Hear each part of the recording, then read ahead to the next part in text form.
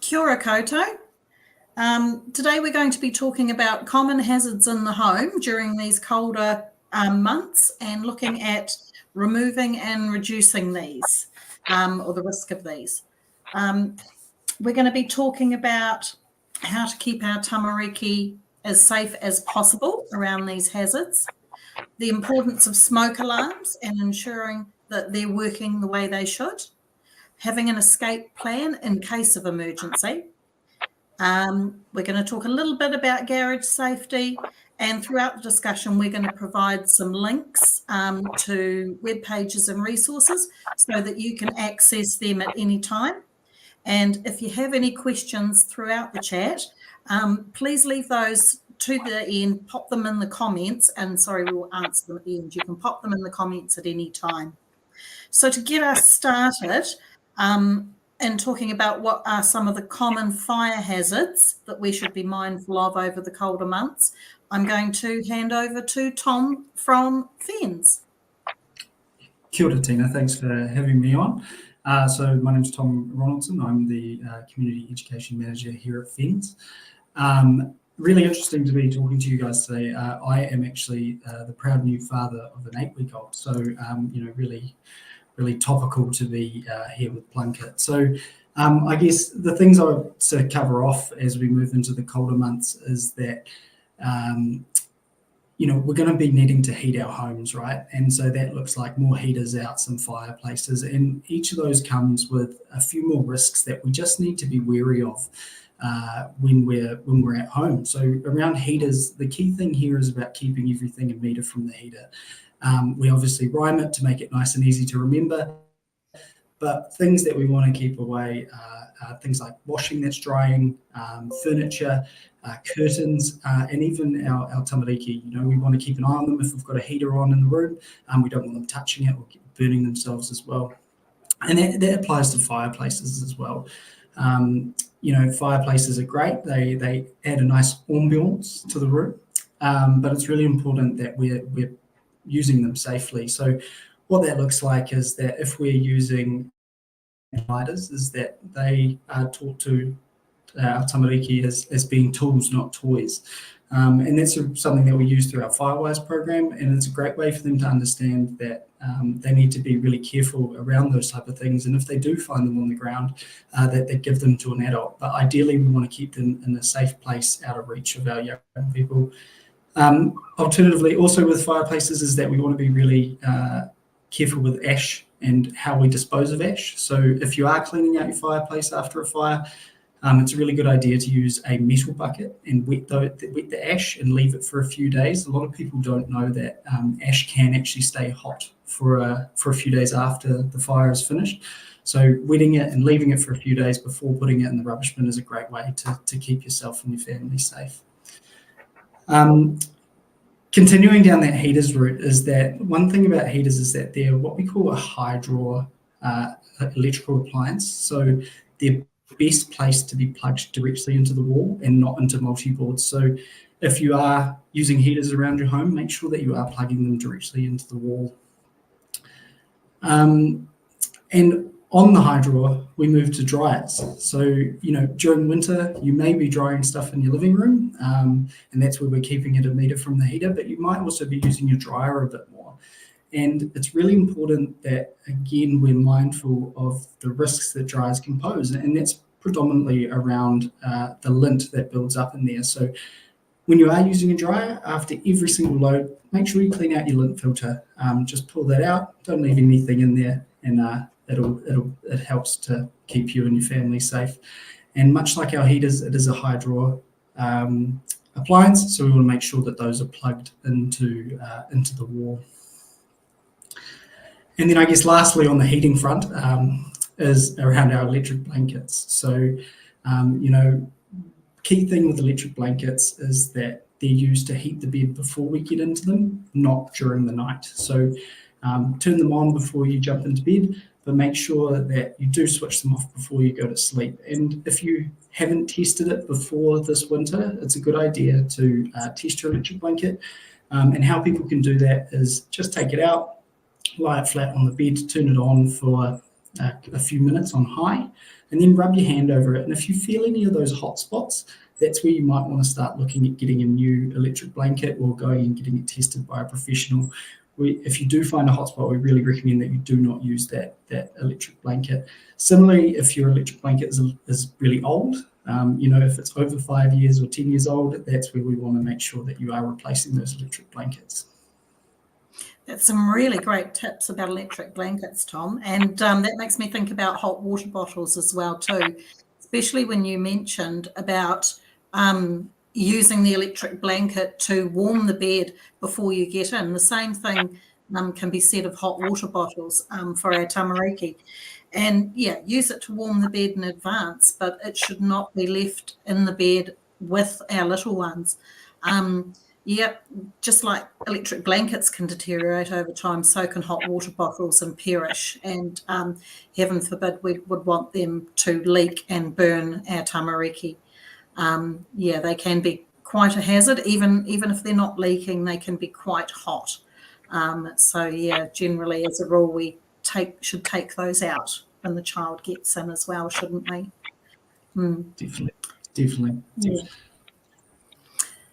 Another one with the electrical appliances, not just in winter though, is hair straighteners, and that's one I find in my work with Plunket that we have a lot of parents who haven't thought about hair straighteners, and they're quite popular.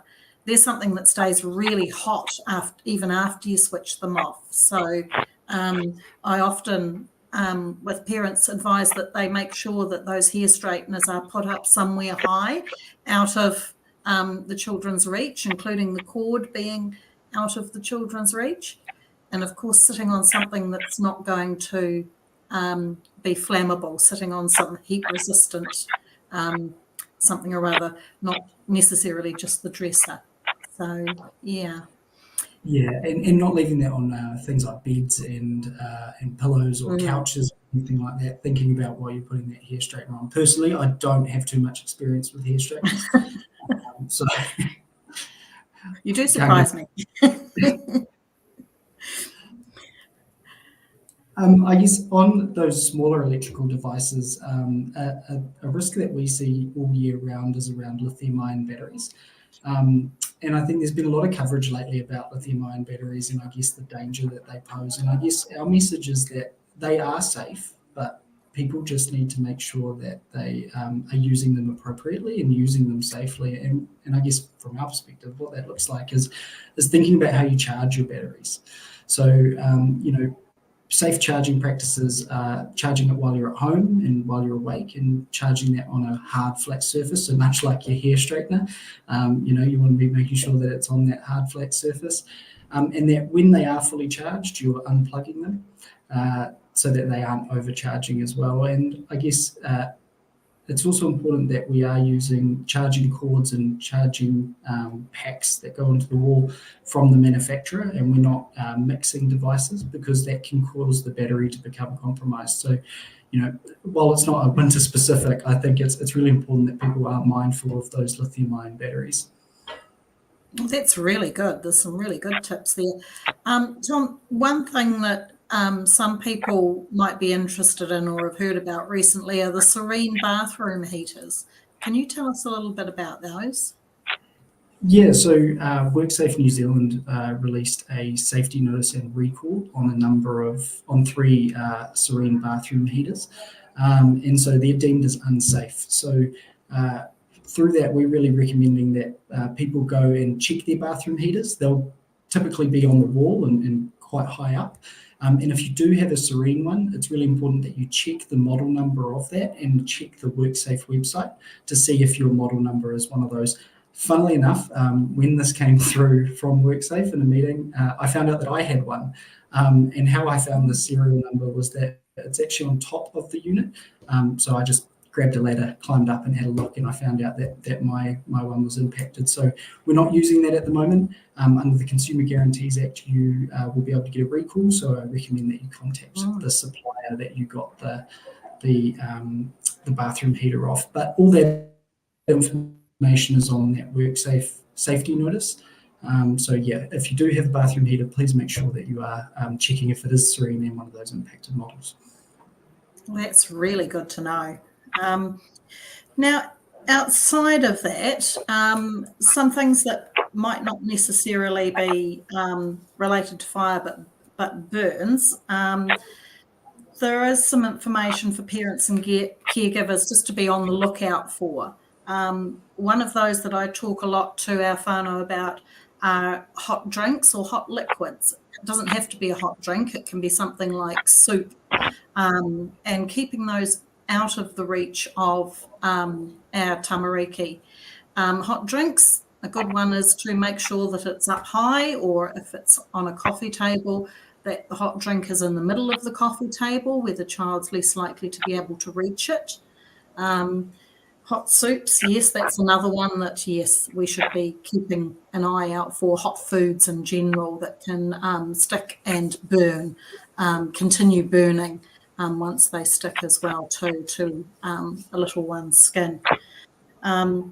And while we're on that, the impact on a little person, if you think about it, a hot drink being tipped over onto an adult, it might be a small area that is actually impacted and burnt.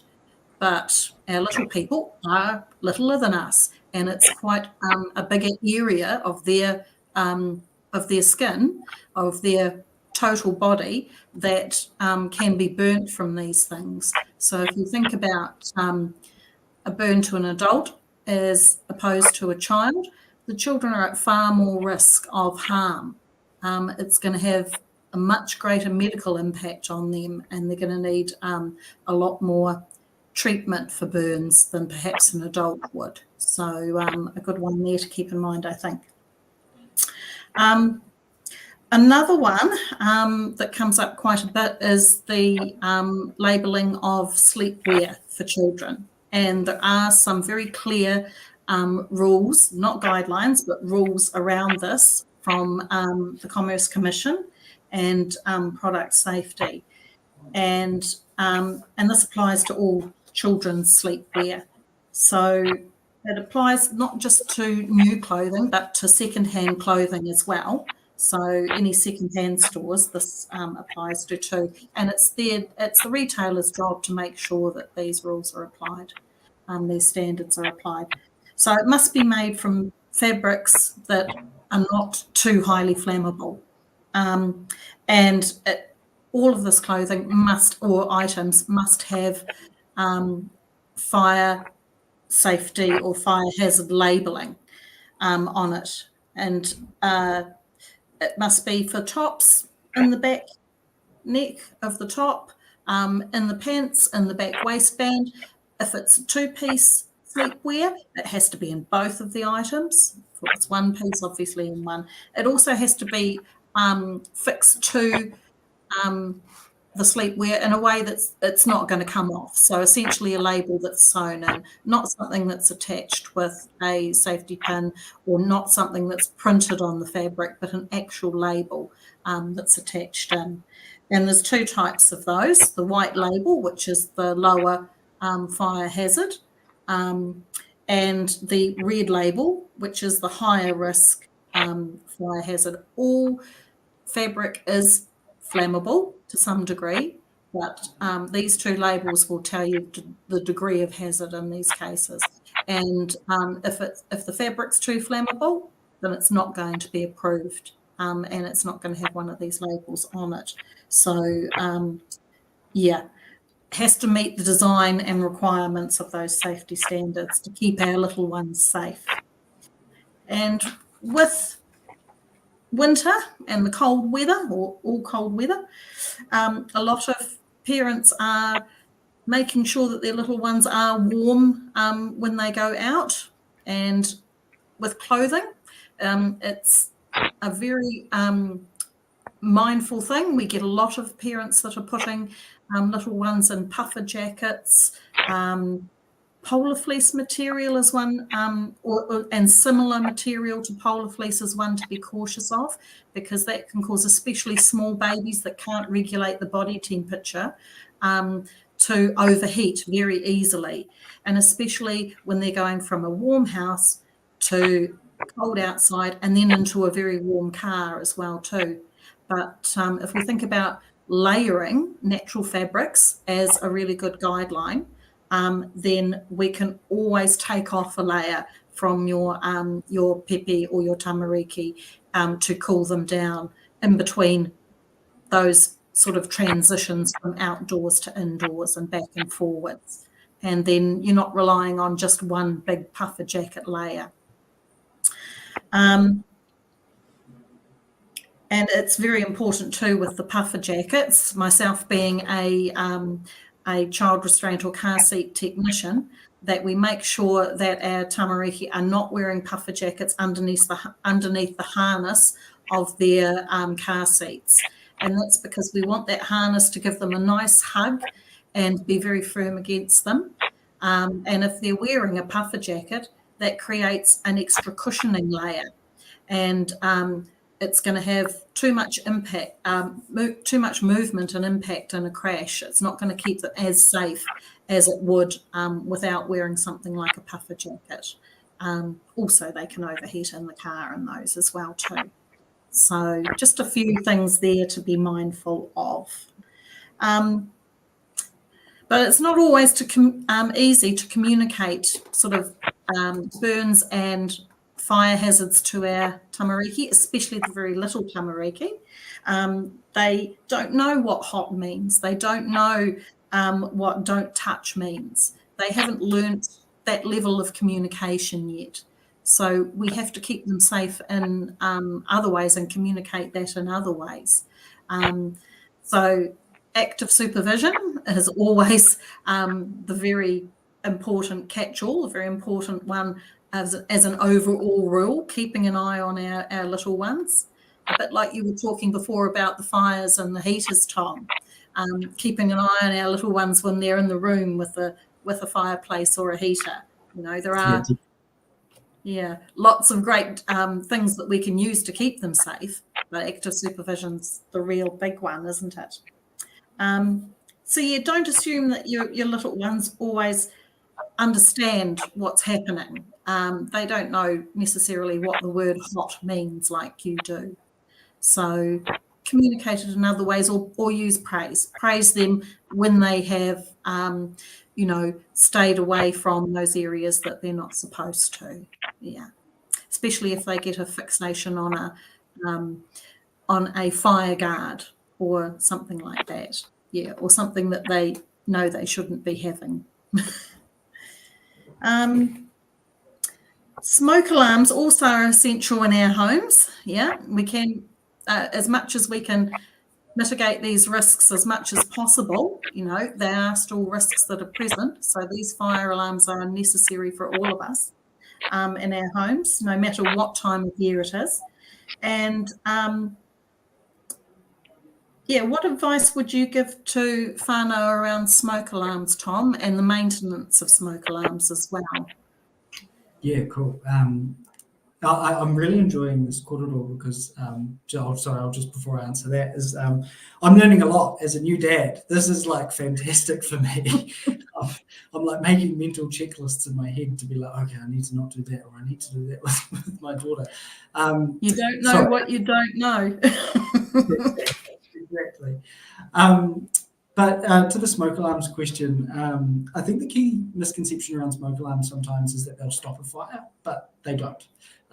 Smoke alarms are your first warning to a fire, and the key thing here is that humans is one of the only mammals that that lose their sense of smell when they sleep, and that's why we actually use smoke alarms, is because we need noise to alert us, to wake us up if there is a fire. So smoke alarms should be, if you're in a rental, they should be at least 3 meters from every bedroom or sleeping area, and on every floor. So really important if you are in a rental to make sure you've got that. If you own your own home, we recommend that people have smoke alarms in every bedroom, living room and hallway. And in terms of maintenance of smoke alarms, we recommend that you check them at least once a month. This isn't an arduous task. There's a little button on the smoke alarm, and you can get a broomstick, or you can climb up a ladder, or if you've got someone tall in the house, you just tell them to do it, and it should make a sound that you'll know that it will activate, and you'll be able to know that it's working. Also on the maintenance, we all know about the button on the smoke alarms when they go off, don't we, Tom, when we've burnt the toast, but maybe not using it to check it like we should to make sure the smoke alarm's working. Yeah, to turn off those false alarms, you'll use it quite a lot. That could also be another way to test it, is to burn some toast. I don't recommend that. Press the button, but in terms of maintenance as well, it's really important to clean your smoke alarms. A lot of people don't know this, that smoke alarms gather dust, and that can actually cause those false alarms. It's not just burnt toast that causes false alarms, it can be dust in your smoke alarm. So if your smoke alarm is beeping, it's a good idea to just get your vacuum cleaner and quickly vacuum out the dust of that. And we recommend that you do that every month or so. If you are doing the vacuuming and you can reach it easily, just quickly pop it up there and vacuum your smoke alarm, and it will help it last longer and also stop those false alarms.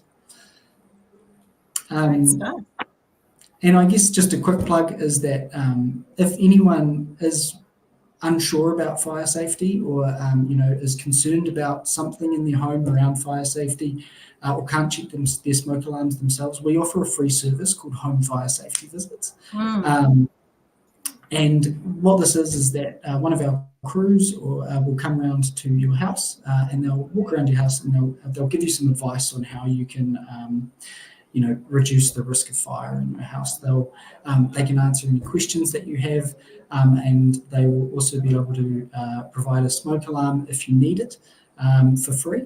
And so if you are wanting to take part in that service, you can book that on our website. I believe that'll be popped in the chat. And so there's an online booking form on the website, but also you can call our 0800 number. So if you are concerned about your fire safety and you do just want that extra little peace of mind, please don't hesitate to reach out to us. I know at Whanua Whina Plunkett, our Plunkett nurses also assist in ensuring that whānau know about that service as well, Tom. Awesome. Yeah, it's there to help communities. It's there to help people just feel a little bit safer in their home.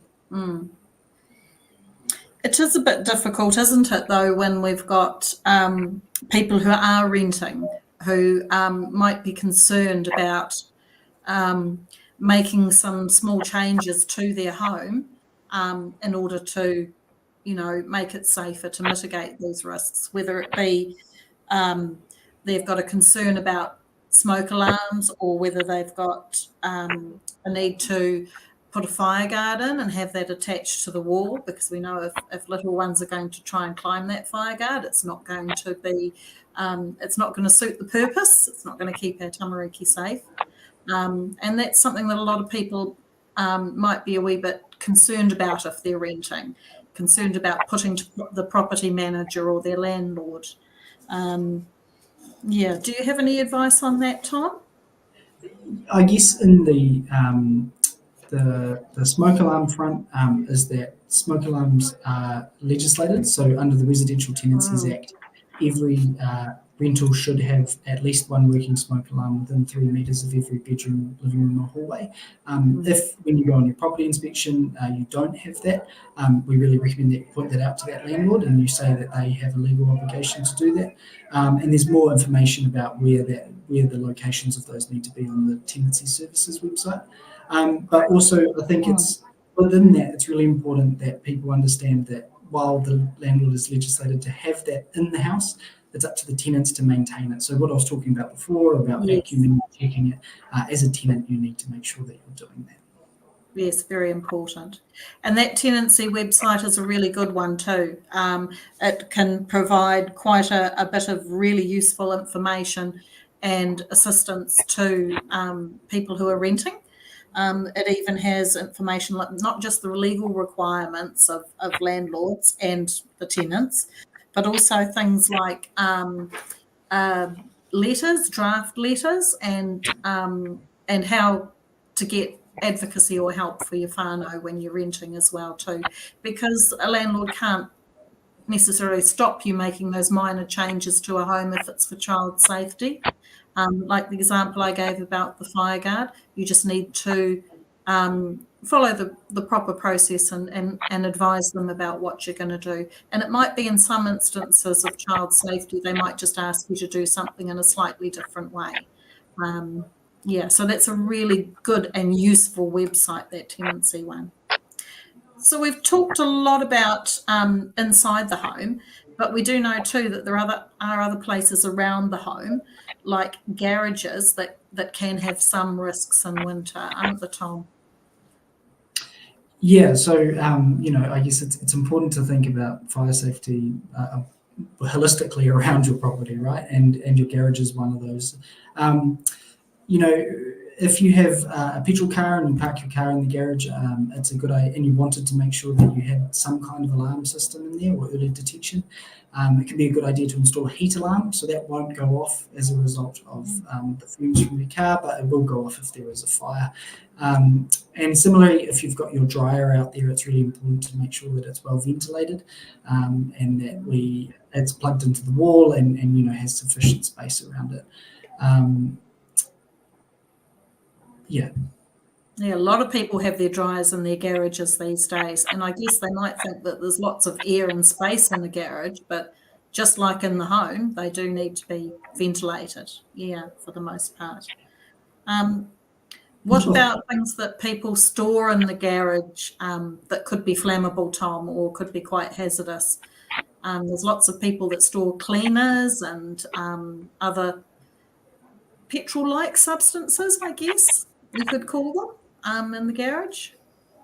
Yeah, definitely. Anything highly flammable in the garage should be stored away from everything else and kind of kept to the side. Ideally, you'd store this appropriately. If you have an outdoor shed that's outside your garage, it could be a good idea to put that in there as well. I think similarly on that point is that a lot of people charge power tools out in the garage. And they may have, all their drills plugged in so that they're ready for work the next day or whatever, or what have you. But again, I think going back to that lithium-ion batteries, safe charging practices is making sure that it's not just in the garage, out of sight, out of mind, that we are going out there and once they're full, unplugging them. Same with e-bikes and e-scooters as well. If they are being charged in the garage, that's fantastic. But make sure that you are awake and they're not being overcharged while they're out there. Really good point. Now you're making me think about my garage at home. My husband has a whole line of chargers because all his power tools have those lithium-ion batteries, because he's wanting to be clean and green there with that. But yes, could very well be a fire hazard he needs to keep an eye on. And we're talking about those chemicals that we were before too, whether it be cleaning chemicals or petrol-based chemicals. Storing them, yes, definitely separately and up high in that, but also too out of the reach of little fingers, and making sure that there aren't things that our little ones, our children, could climb on to get to these chemicals as well, would be a very important thing to be mindful of. And one that a lot of people are aware of but often forget, especially when they're busy, that you need to make sure that you're storing chemicals and cleaning products in their original bottles or in purpose-made bottles, and never in drink containers or food containers, because we might know the difference between what's food and what's not, but our little people can't make that distinction. We might recognise the smell, they certainly may not. So Tom, yes, we can be mindful of these risks as much as possible, but things do happen, accidents do happen, and fires do happen. So I think there's a little bit more that you're going to talk to us about as well too, if the worst does happen. Yeah. So, in the state of emergency, we want to be ready and we want to be prepared. And so having a smoke alarm is the first step in doing that. But once you've got that smoke alarm in, you need to have an escape plan. And escape plans, they sound like they're this big thing, which is going to be really difficult. I'm going to have to get paper out and have a full-blown meeting, but it's really not. An escape plan has 3 parts. So you've got your first exit, your second exit, and then your safe meeting place. And so what you can do, especially if you have young kids, is to sit down with them and talk to them about, okay, how would we get out? What door would we use? And then where would we meet? Because in the event of emergency, it's really important that we can account for everyone and we know where everyone is. And that, so a good place for a safe meeting place is your letterbox, or if you're on a rural property, it might be a fence, or the shed out the front, or what have you. It could be a number of places, but as long as everyone knows where that safe meeting place it's really important, and can help you save you a lot of stress in a really stressful situation, knowing that everyone's out and everyone's safe. And I know your Firewise program includes this as well too, and often our tamariki can be the ones that are the driving force behind getting the safety plan in place, aren't they? The emergency escape plan. And of course, with our little ones, it's not just having a talk about it as well. It's about practicing it too, isn't it, Tom? Running through that, just like we have fire drills in our workplaces, emergency drills in our workplaces. It's going to be real to the children if they do a run through of it, if they actually have a practice of it and go through the motions of this is what we physically actually do. It's going to stick in their minds a bit more. And even then, maybe not just do it once, maybe do it a couple of times a year, at least. Yeah. Yeah, definitely. And that's a great thing to do when you are testing your smoke alarms as well, so that your children, they know when you push the smoke alarm and the sound goes off, they know that's when they need to start putting their escape plan in place. So great call out is that regularly practice it with your children. And they can be a great reminder too. We all get busy. Yeah. Excellent. Actually, I think we've actually got through a wee bit quicker than what we expected to, Tom. So we might even have a little bit more time for questions. But what I do want to say as we wrap up is that just to remind everyone that the team at Plunket Line on 0800 933 922 can help with further information, some resources, advocacy, and to help get your house safe in winter for yourselves and for your little ones. And of course, anyone can use Plunket Line. You don't have to be a Plunket client to do that. So yeah, it is for everybody. It's about keeping everybody safe, and yeah, very important, especially for our little ones. So thank you very much, Tom, for sharing your wealth of knowledge and your experiences with us. And thanks to everyone out there for watching and commenting. Hopefully we have a few partai coming through, which we will be able to answer shortly. Yeah, so let's see what we've got.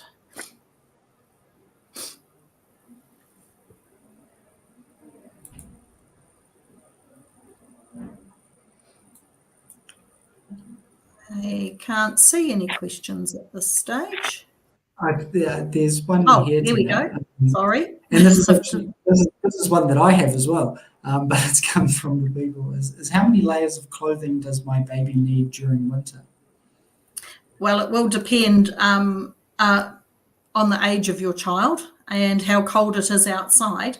But so long as we have, a few layers that give you the scope to be able to take something off when they go from outside into a warmer area. Say if you had 4 layers, for example, your baby's going to be warm, and if they're going into somewhere that's relatively big and open area, say a hall that hasn't warmed up yet, but the heaters are being turned on, then you can take off something when you go into that room from the outside. You can again take off another layer once the room warms up. So it is probably quite an individual thing there. But so there wouldn't be any hard and fast rule on a number of layers they'd have to wear. Just give yourself that moving room. And again, yeah, if possible, choosing clothing for your tamariki that have natural fibres, ones that are less, that are more fire resistant, less flammable. And there is more information on that on the Commerce Commission website too, that I think a link did go up on for when I was talking about that area.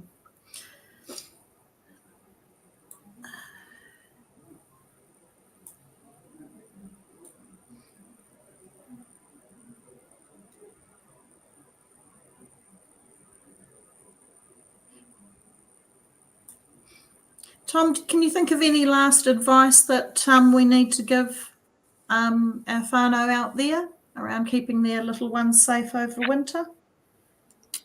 No, nothing new. I guess I'll just reiterate that fire safety can be really simple, and it's just about us being mindful of those risks in our home and how we can mitigate them. So, our website has a wealth of information on how to keep yourself safe during winter. We have a winter quiz as well if you want to test your own knowledge on fire safety. We just make sure that you are being mindful of those additional risks in your house over winter, and you're doing everything you can to keep you and your whānau safe.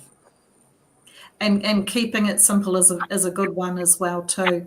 I think people can easily feel overwhelmed, but just one thing I say to my whānau is look for what you think is the most important risk and tackle that first, and then just do things one at a time. Just move through, even perhaps looking at one room at a time, for thinking about which areas have the greatest risk. There is another question there that's just come through about recommendations on heat pump use during winter. I'm not sure there, Tom, if that question's about keeping heat pumps running to keep a house warm, or about maintaining heat pumps to keep them efficient, or yeah. Yeah, I'm not entirely sure, and I can't provide any recommendations about, I guess, power saving using heat pumps. But it is a good idea to clean your heat pump regularly. They do build up a lot of dust, so if you lift the front cover up and give that a dust off, you'll be surprised if you haven't done it in a while how much dust can get under there. A bit like the smoke alarms as well too. Getting the vacuum cleaner up there, Tom, and getting that dust out would be a nice, easy way to do that. Yeah. It can be a nice little Sunday routine as you're doing your vacuuming, is vacuum your heat pump and vacuum your smoke alarm. Yeah, why not? Just put it into your normal routine. Yeah, brilliant. And maybe a bit of dust that might collect on some of those bathroom heaters too. I've seen a few of those that have collected a lot of dust over time. They seem to attract it because they're inert devices, I guess. Yeah, definitely. Okay, well, look, thank you everyone again, and thank you, Tom, again, for coming along. And I guess we'll wrap up and say thank you very much for listening and participating in our talk. Thanks so much, Tina. It's been great to be part of this. No worries.